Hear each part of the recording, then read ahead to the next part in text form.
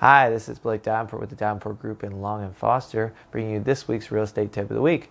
This week we're going to be talking about the condo docs and HOA docs and why they are important and what you need to know. So let's jump in.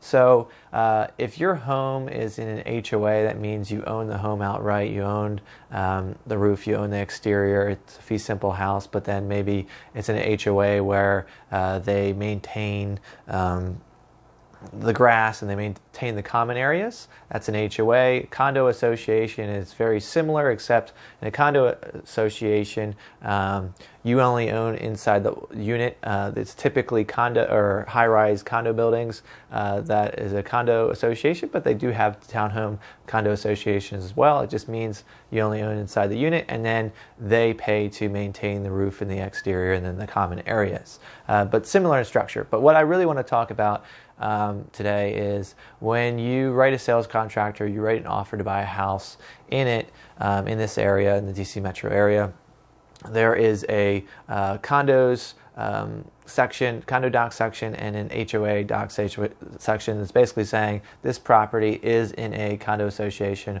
or it is in a homeowners association.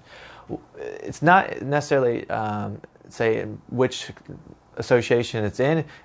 What's important is that in the disclosure, in the paragraph of the offer, it says that upon receiving the condo docs or HOA docs, you can cancel the contract. The buyer can cancel the contract upon 3 days or for 3 days upon receiving the information. And what the docs will have is that will be all the financials, any rules and bylaws of the association, all the information, meeting minutes, etc., about the association, so you can understand what you can and cannot do. Maybe you're not allowed to have pets. Maybe you can't paint the exterior a certain color.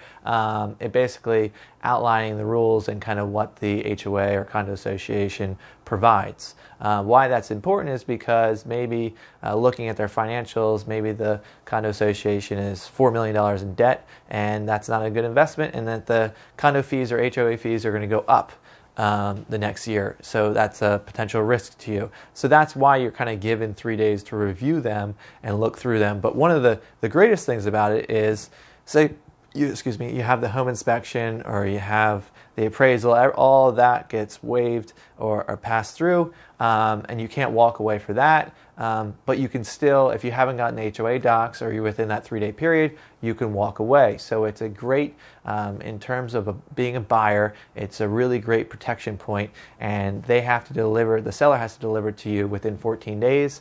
They typically order it upon ratification of the contract, but it still takes a couple days, sometimes up to that 14 days. So you're really protected in case you wanted to walk away or something happened that allowed you to walk away, that you could walk away and your earnest money deposit would be returned to you. So it's one of the greatest protections that you have as a buyer. And it's important that you go through them and ask any questions, because once you own that property, you're going to be subject to the HOA or condo laws.